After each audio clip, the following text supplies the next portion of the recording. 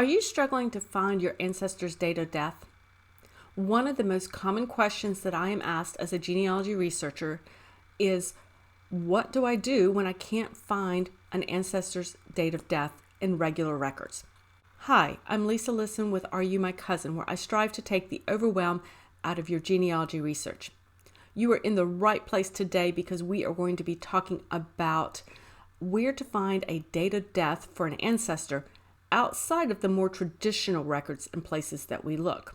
But before we get to it, please hit that subscribe button down below. I'd love for it if you would subscribe to the Are You My Cousin YouTube channel, and that way you will not miss any of the YouTube videos that I post here for you. Okay, let's start talking date of death for our ancestors.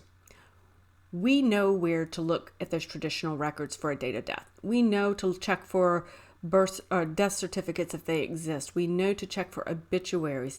We know to check the family Bible. But what happens when those traditional records fail us? And they will eventually, if you research long enough. Where else can we look to find a date of death? You actually will have a number of options to check. Check the mortality schedules. Now, these are for 1850 all the way up to 1880, and they were taken the same years the census year was taken. They were they were a special schedule taken along with the population census. So be sure and check there for your ancestor. That can help you find a date of death there. Check military records for pension applications, particularly widow's pension application as well. If a soldier was receiving a pension, you may find note on his pension records that indicate when he passed away because he was no longer needing to receive those monies. If it's his widow, well, she needed to oftentimes prove that she was who she was, and so she will indicate his date of death or his approximate date of death. So that's another place to make sure that you're looking for potential dates of deaths for ancestors. Now check newspapers. Now, not just the obituary sections, because that is something that we traditionally would do, but there are a couple other places to check. Now, if your ancestor was a prominent person in the community, or perhaps there was some unusual circumstances about his death, you very well may find an actual article written on your ancestor. But here's another place to check.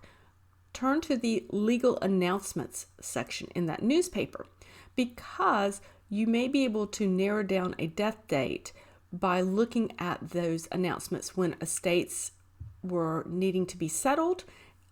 If sales were occurring, you can find the announcements there.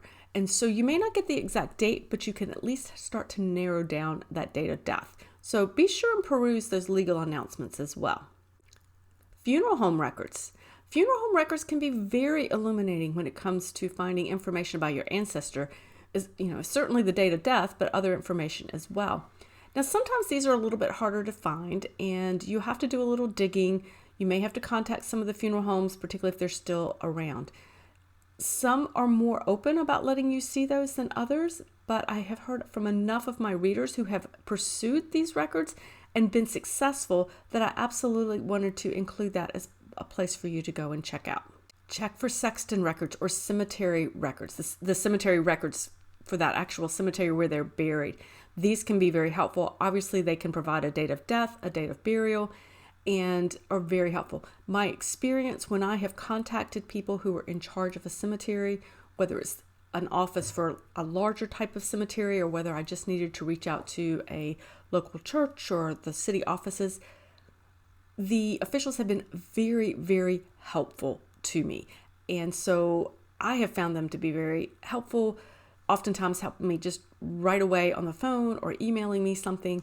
So I would absolutely encourage you to seek out the cemetery office or the part of city government that might be in charge of those cemeteries to see if you can get into that cemetery records. Lastly, guys, check the city directories for dates of deaths. Now, this is not something that you would normally do, but in researching in city directories, what I find sometimes is that if you check the table of contents, you may see a listing for residents who have passed away in the previous year or residents who've passed away from the previous printing of that city directory. Absolutely check that, guys. I have seen this happen a number of times, too many times for me to ignore, and so therefore I always try and check those city directories around that area, particularly if I lose an ancestor in the records. That might be the only place I can find an indication that he has indeed passed away. So be sure and check the city directories for potential death dates. Now, realizing that in many of these instances for these topics these places I've encouraged you to look, you may find a specific date of death and you may not. You may get a month and a year, you may just get a year, or you may just have to do a little inferring about when somebody passed away. You may be able to narrow it down. They passed away between the printing of one city directory and the following year it was printed. So you can narrow it down to a year. And that's okay. And sometimes that's the best we get in genealogy. And well, truly, that's okay. Even though we might really want the specific date, sometimes we just aren't able to find that. But use these other types of what I like to call out-of-the-box records for dates of death and see if you can start to narrow down or find that date of death for your specific ancestor.